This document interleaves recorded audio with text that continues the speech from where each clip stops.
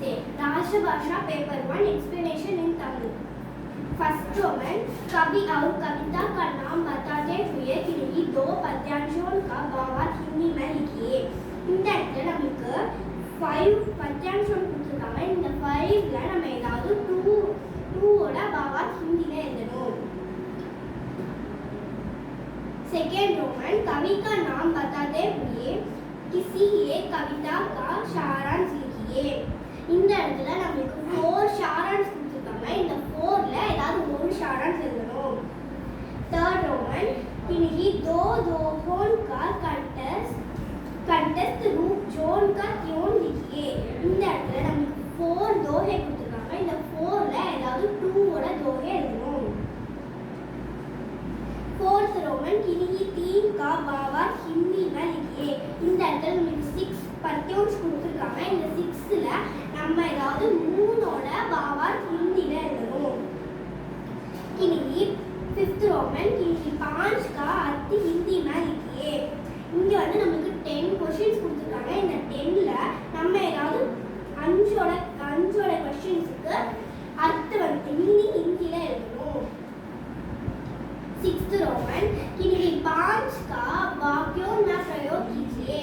இந்த இடத்துல நமக்கு 10 क्वेश्चंस கொடுத்துருக்காங்க. இந்த 10 क्वेश्चंसல நம்ம ஏதாவது 5 क्वेश्चंसக்கு ஹிந்தில சென்டென்ஸ் மேக் பண்ணணும். सेवंथ रोमन निम्न कथांश को ध्यान से पढ़कर नीचे दिए प्रश्नों के उत्तर लिखिए. இந்த இடத்துல நமக்கு ஒரு पैसेज கொடுத்துருக்காங்க. இந்த पैसेजை படிச்சு பார்த்து இந்த क्वेश्चन வந்து நம்ம ஆன்சர் பண்ணணும். एट्थ रोमन किन्हीं 2 प्रश्नों के उत्तर एक या 2 वाक्यों में लिखिए. இந்த இடத்துல நமக்கு 6 क्वेश्चंस கொடுத்திருக்காங்க. இந்த 6 क्वेश्चंसல ஏதாவது 2 क्वेश्चनக்கு 1 सेंटेंस और 2 सेंटेंसல ஆன்சர் எழுதணும். किसी एक पाठ का सारांश लिखिए. இந்த இடத்துல வந்து நமக்கு 3 सारांश கொடுத்திருக்காங்க. இந்த 3 सारांशல ஏதாவது ஒரு सारांश எழுதணும். किसी एक एकांकी का सारांश लिखिए. இந்த இடத்துல நமக்கு 3 एकांकी का सारांश கொடுத்திருக்காங்க. இந்த 3 एकांकी का सारांशல ஒரு एकांकी का सारांश எழுதணும். किसी 2 पात्रों का परिचय दीजिए.